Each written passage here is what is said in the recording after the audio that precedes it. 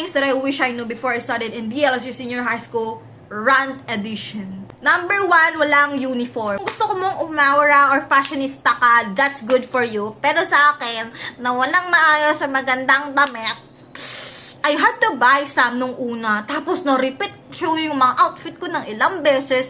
Tapos ngayong term 3 ng grade 12, wala na akong maayos na damit. Kaya sweater na lang, chinelas na lang, ganun. Tapos number 2, hybrid yung classes sa Lasal. May 2 days na online, may 2 days na F2F, and 1 day na club day. Tapos kahit 7:30 AM class yan, rule ng prof mo na mag-open ka ng cam tuwing attendance, mag-open ka ng cam.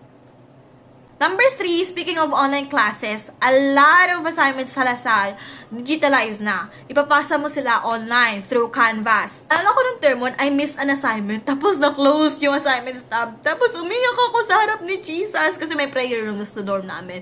Umiyak ako sa harap ni Jesus, sabi ko, Lord, open mo itong assignments tab.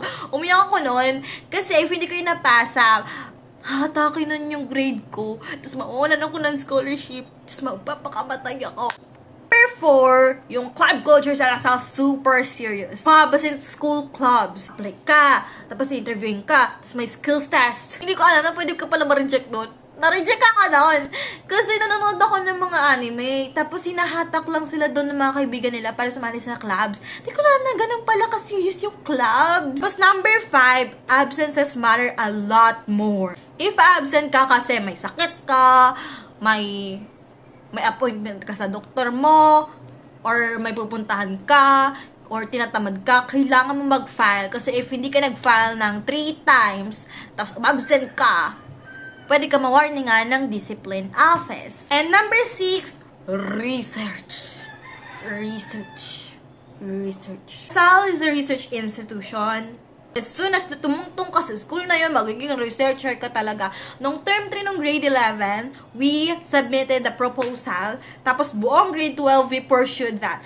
Nag-collect ng data, nag-revise, tapos nag-present conferences. Tapos i-encourage din kayo na mag-submit sa journals. Sa ibang school, pe-present lang nila yung proposal nila, tapos yung buong paper nila, research defended. Pero good thing dito, yung sa mga defense, diba naranasan ko kasi sa public, may term na iihawin? Nigisa, ganun. Lasal, hindi uso yung panggigisa. Hindi kayo tatanungin ng mga obvious question na, ano yung research gap nyo? Anong inaral nyo sa study nyo? Kasi nandun na sa papel. Number 7, yung final outputs, hindi lang periodical exam. Pwede na may written exam, pero mostly mga outputs siya na like essay, videos. Tapos sa ABM, marami silang bazaar. Sa HUMS naman, puro essay.